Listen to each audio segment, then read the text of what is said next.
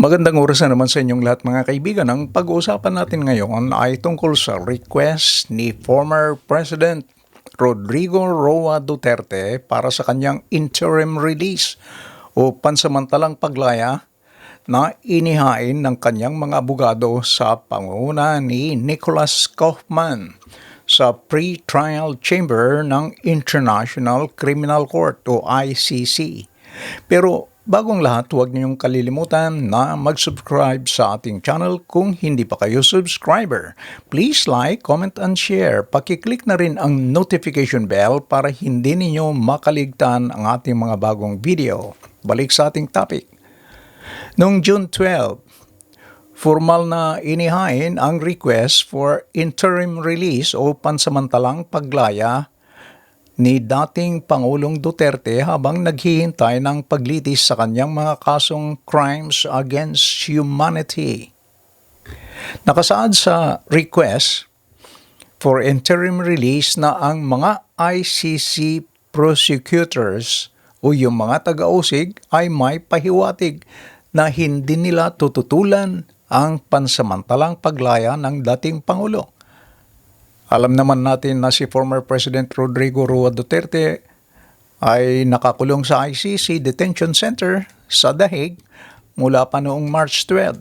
Kasunod ng kanyang pag-aresto sa Manila sa mga kaso na may kaugnayan sa libu-libong pagpatay sa panahon ng kanyang kampanya laban sa droga na ayon naman sa kanyang kampo, illegal ang kanyang pagka-aresto na kung saan naman ay nagkaroon ng hearing sa Senado sa pangunguna ni Senator Amy Marcos.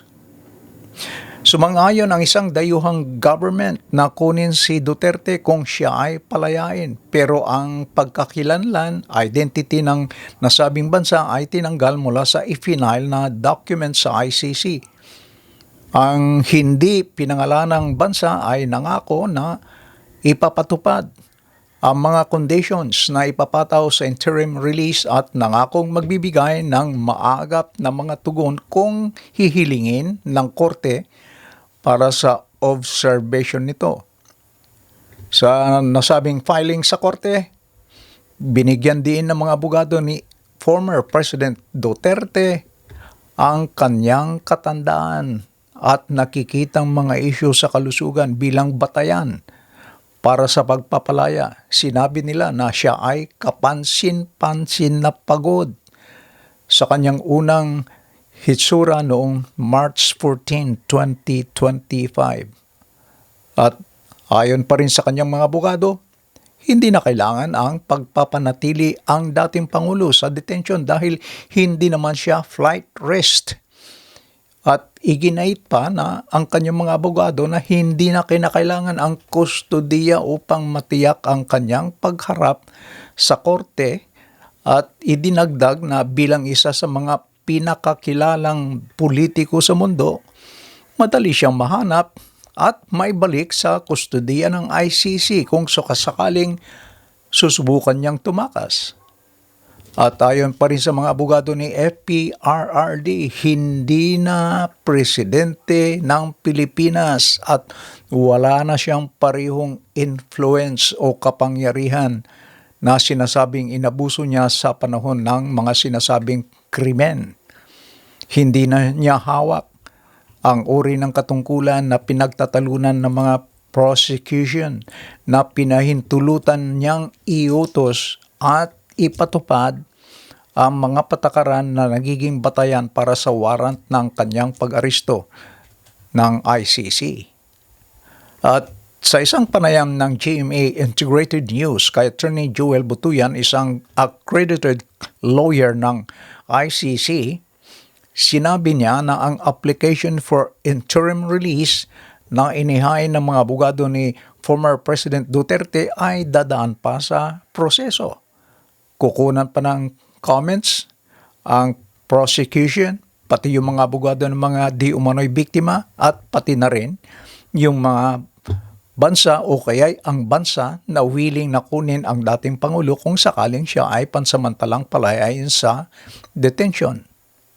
Mga kaibigan, panoorin natin ang interview ng GMA kay Attorney Butuyan para sa buong detalye. Magandang umaga at welcome po sa Balitang Hali. Magandang umaga, Rafi, at sa lahat ng ating televiewers. Opo, ano po yung posibilidad sa sinasabi ng kampo ni dating Pangulong Rodrigo Duterte na pumayag daw ang gobyerno ng isang ICC member state na manatili sa kanilang lugar ang dating Pangulo? Rafi, naghain ang kampo ni former President Duterte ng application na mabigyan siya ng interim release. At itong application na to ay dadaan pa sa proseso, no? Kukunan pa ng komento ang prosecution, ng Victims Council, at pati na rin yung sinasabing nasyon, no?